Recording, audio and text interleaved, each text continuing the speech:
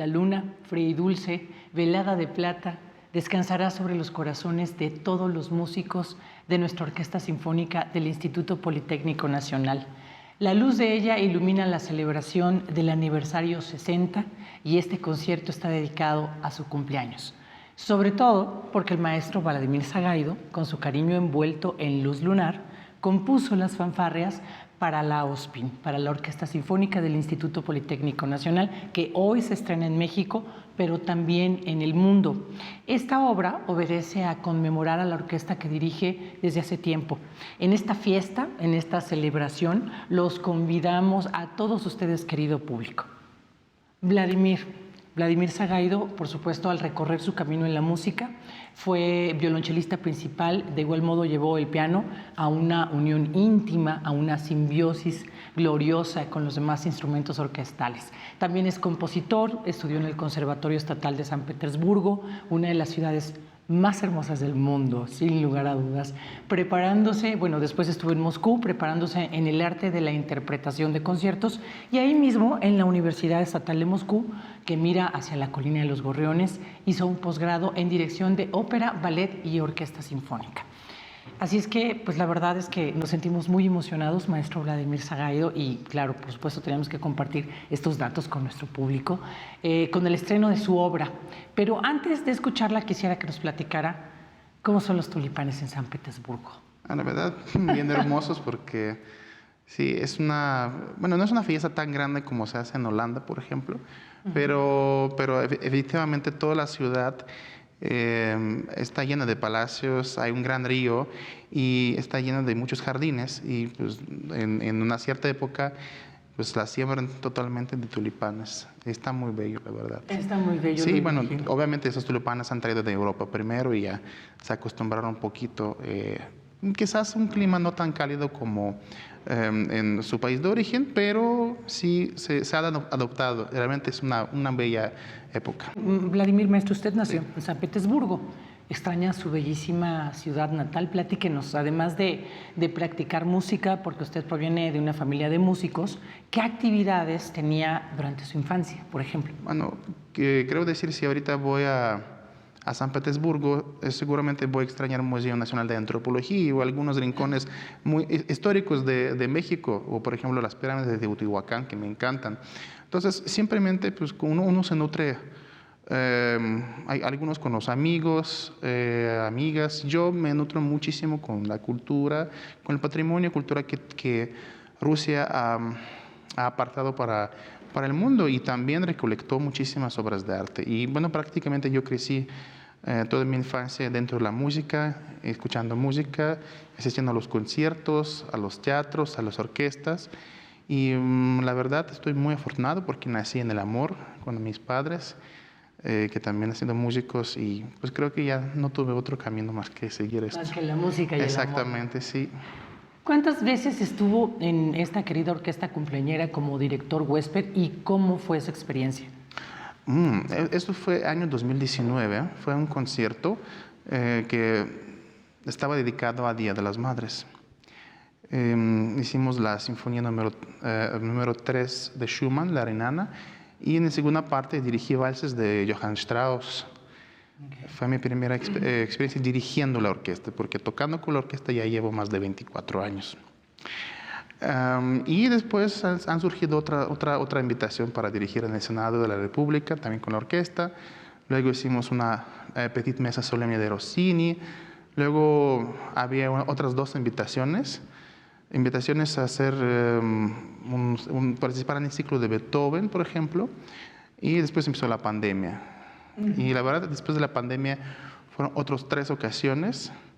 Pues todos los recuerdo con muchísimo cariño, la verdad. Es una larga historia ya. Es una larga historia. Bueno, es una larga historia que poco a poco un director de orquesta joven va armando, va haciendo, digamos, que ponerse firme en sus pies artísticos, pues requiere también de un contacto, ¿no?, con las orquestas.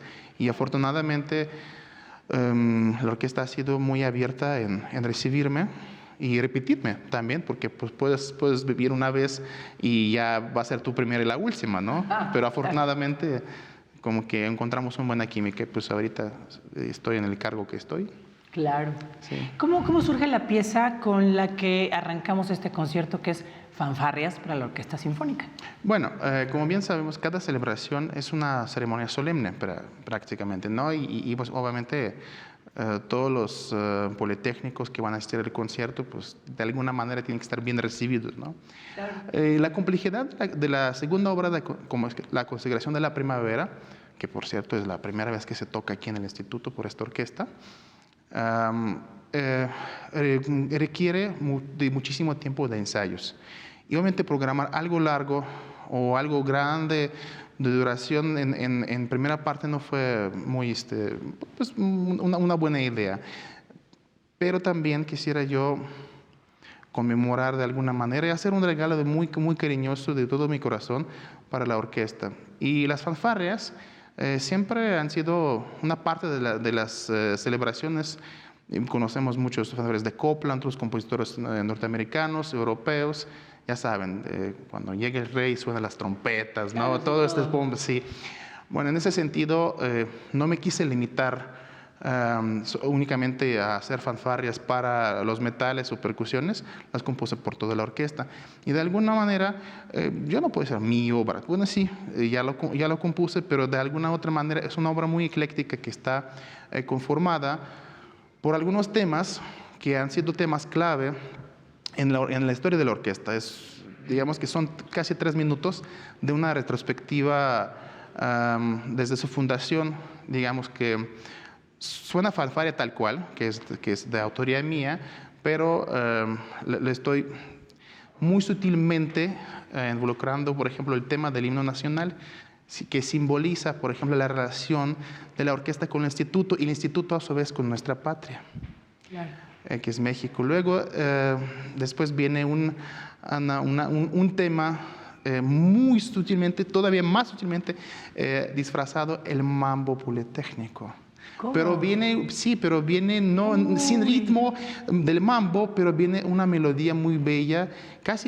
Inclusive los maestros músicos estaban tratando de encontrar este tema porque no es muy obvio.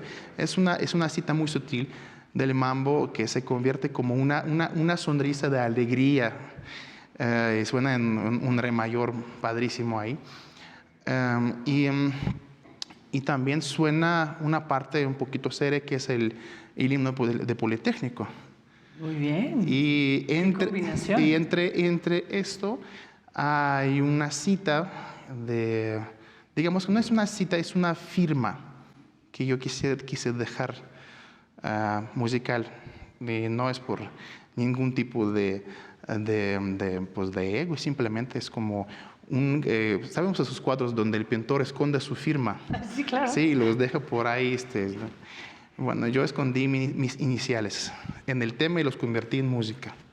Porque como me toca hacer los 60 años, pues lo voy a hacer claro. de esa manera, de algún modo. Porque seguramente, pues, yo no pretendo tener con esta música una larga vida, porque simplemente no es una música, digamos que personal, es una música pues de fondo, una música para acompañar. Entonces lleva el estilo muy, muy ecléctico y pues sirve por otras cosas, ¿no?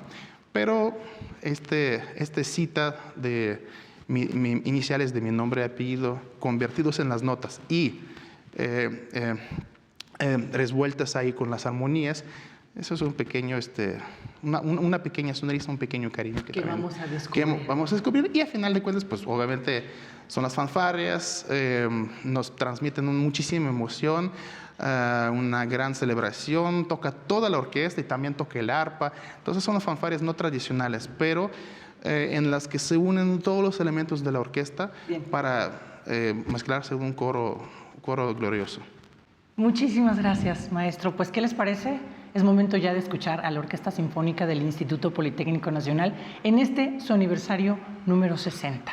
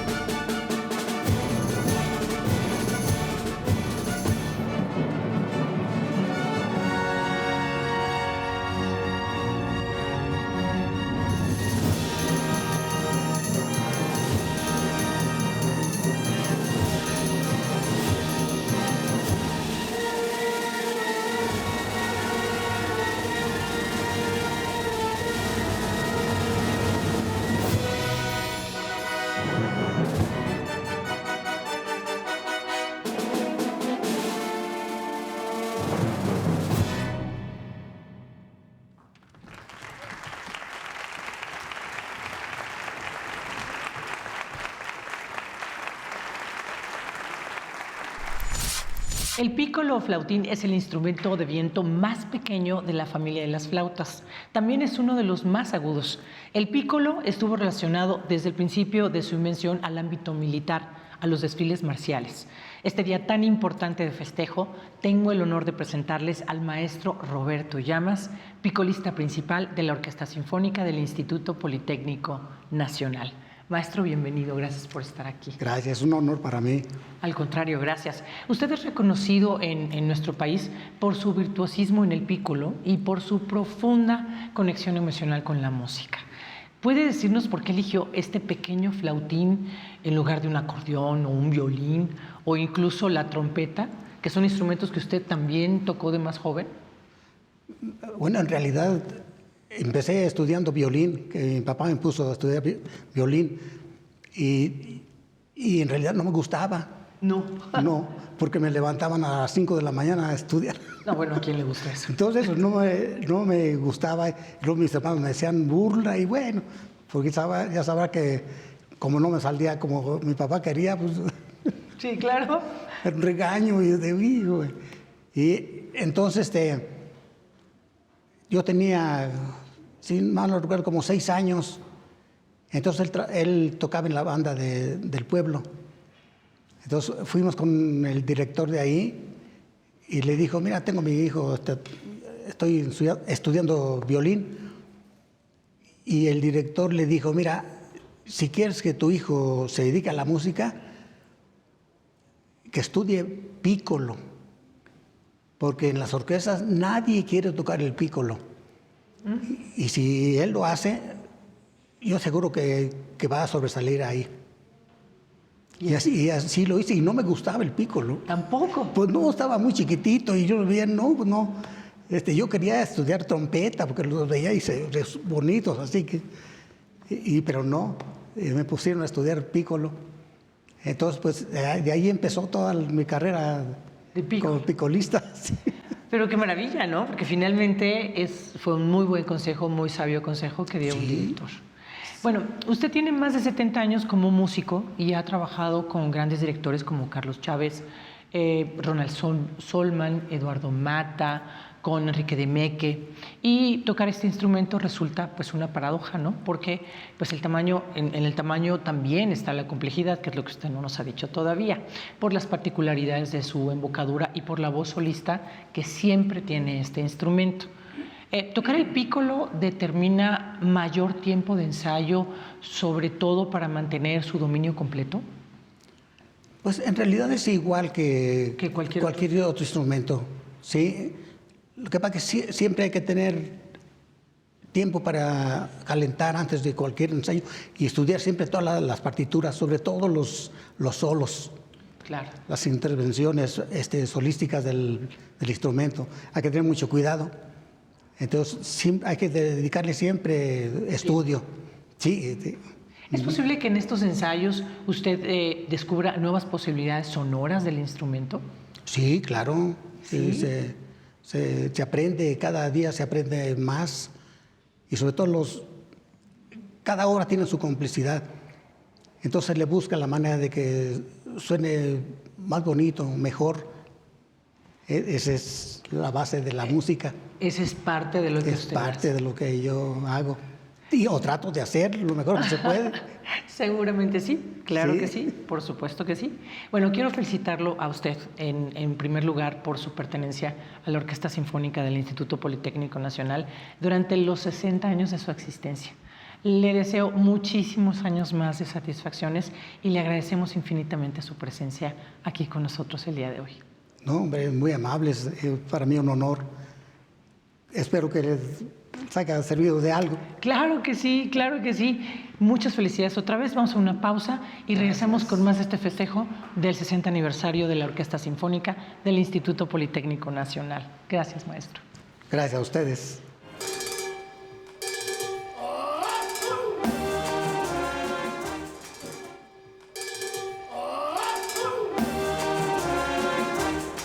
Ya estamos de regreso y está con nosotros la maestra Artemisa Reyes. Bienvenida, muchas gracias por estar aquí. Encantada que estén aquí con nosotros celebrando este evento tan importante. Así es. Artemisa, antes de terminar sus estudios en la FAM, ingresó a la Orquesta Sinfónica del Instituto Politécnico Nacional. Cuéntenos de aquellos años. ¿Primero se integra a las cuerdas y después a toda la orquesta? No. El músico se integra desde el principio al instrumento que toca. Yo soy la arpista de la orquesta, la arpista principal, y desde siempre he estado en la Orquesta Sinfónica. Desde luego, cuando yo entré era una orquesta bastante más reducida, con otras condiciones. Me ha tocado atestiguar todo el recorrido y el crecimiento en proyección y en capacidad artística de la orquesta, pero desde siempre he estado en el área del arpa. Es muy interesante porque usted tiene muchos estudios en música en diversos ámbitos, en docencia, en interpretación, en producción, investigación y difusión. Sus estudios tienen un punto de vista histórico y social. ¿A usted le interesa el aspecto humanístico de la música? Su tesis universitaria se intitula Sonido y silencio social de la música. Por eso nos llama mucho la atención. Cuéntenos, ¿cómo puede la música tener, y si tiene, por supuesto, un enfoque humanístico e histórico? Bueno, desde luego es que la música está con nosotros pues desde que nacemos, y según otras teorías, desde antes de nacer podemos percibir música. El hacer y el apreciar la música está en un contexto histórico, bueno, no histórico, presente, que ha hecho historia, en un contexto social, cultural. No podemos zafarnos de ninguna manera de la música. Todas nuestras actividades, como parafraseando algún libro sobre sustentabilidad, va desde la cuna hasta la tumba. Siempre estamos en constante compañía sonora. A veces la música puede ser una canción de cuna, puede ser otro tipo de música, puede ser una marcha militar, en fin, hay muchísimo. El cine, el teatro, el transporte público, todo es música. Todo es cierto. Entonces está inmersa, no podemos aislarla de su contexto social y cultural, de su influencia en todos los seres que podemos percibir la música, está siempre. Entonces no podemos decir que sea algo aparte. Lo que pasa es que sí es peculiar verlo desde ese punto de vista. Normalmente no pensamos en la música en esta parte del contexto histórico y social en la que se desarrolla. Por otro lado, además, usted se doctoró en, la tesis fue el patrimonio musical documental en el contexto del desarrollo cultural sustentable, que justo ahorita nos decía. ¿Cómo se conserva la memoria cultural de nuestro patrimonio musical?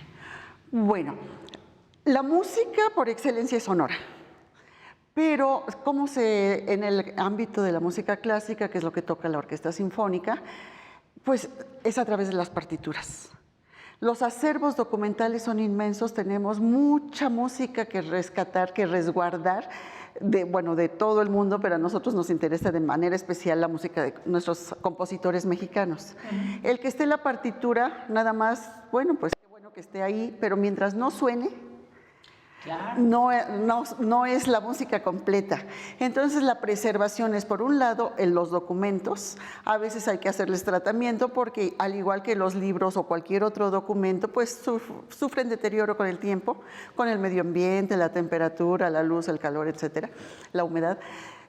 Hay que hacer eso, pero puede estar precioso. Si no lo hacemos sonar, no es un tesoro escondido. Claro. Entonces, yo me dedico a hacer la difusión, por un lado, hacia la docencia, que los profesores sepan que existe ese repertorio y lo empiecen a enseñar a las nuevas generaciones. Y por otro lado, también que esos chicos, jóvenes, estudiantes o mis compañeros de la orquesta, mis compañeros profesores, me han hecho el honor de grabar esa música y se ha difundido, ya sea en conciertos, ya sea en grabaciones sonoras, en conferencias, en jornadas académicas, y es así como se preserva la memoria.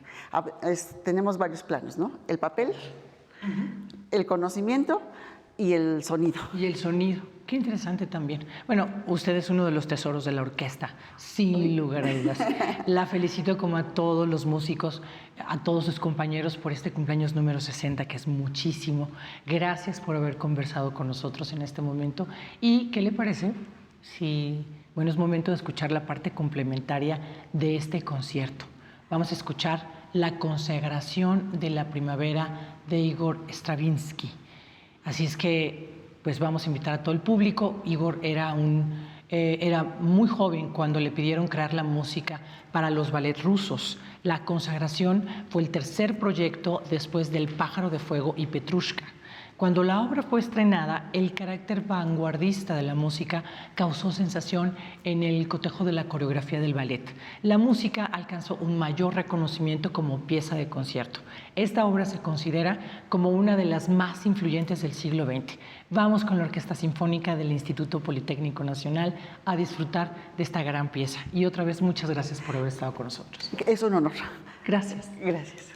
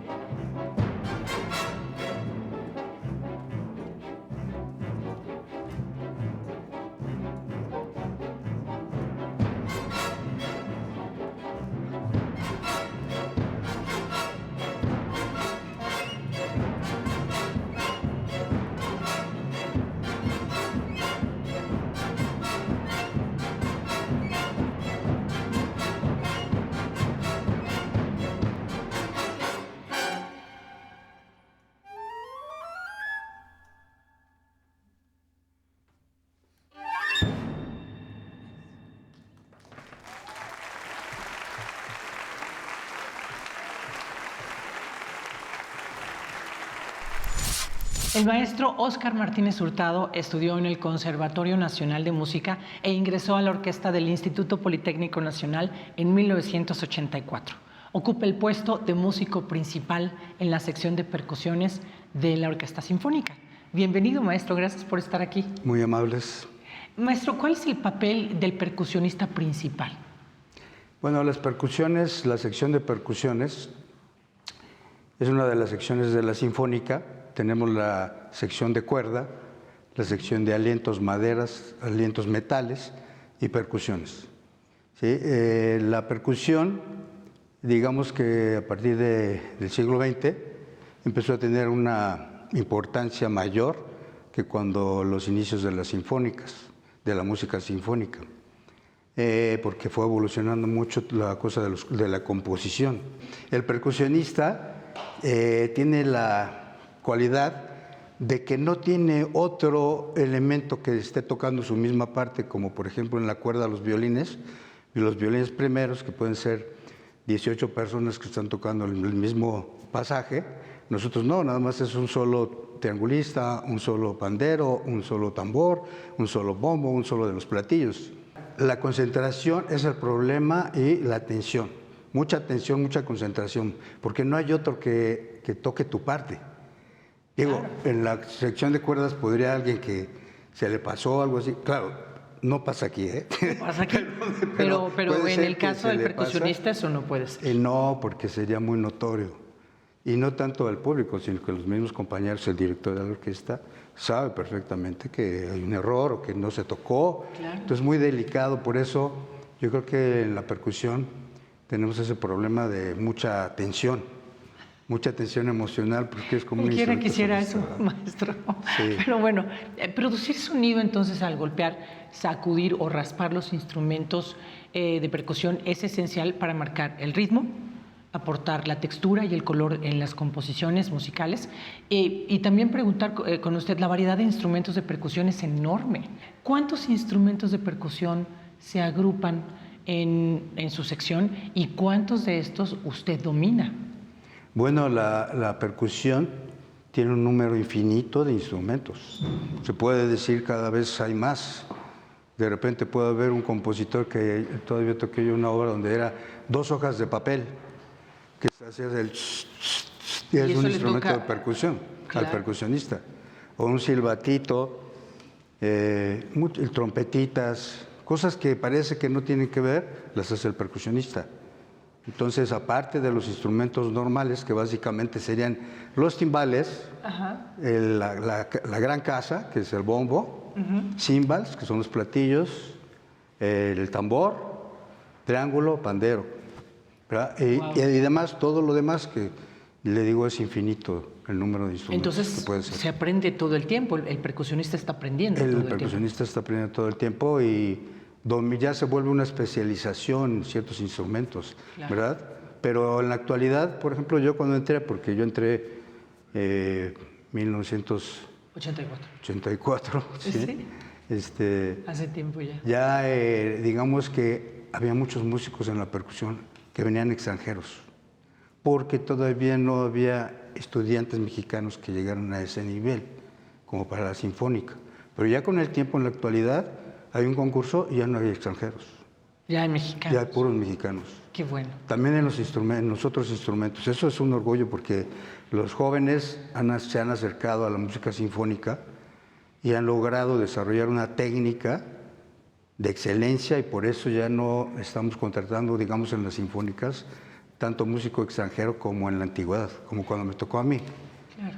Sí, bueno, sí. Ni tan antigüedad, maestro. Bueno, pues ya son 40 y tantos años.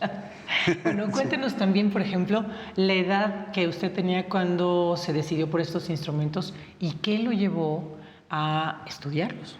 Bueno, a entrar finalmente a ser percusionista. Bueno, eso fue algo muy curioso porque yo hice una audición para entrar al Conservatorio Nacional de Música, que quería yo estudiar composición. Sí. Entonces yo ya estudiaba en la UNAM, estaba estudiando ingeniería. Entonces yo ya tenía 19 años. Estaba en ingeniería y quería aprender a escribir la música. Ajá. Y cuando llegué al conservatorio me dijeron, sí, pero tienes que llevar un instrumento. Y yo les dije, violín. Me dijeron, no, violín entran niñitos. Y no vayas a escoger piano porque el piano está saturado, no hay manera de que vayas al piano. Bueno, entonces, ¿cuál? Percusiones. Entonces así caí yo en estudiar percusiones.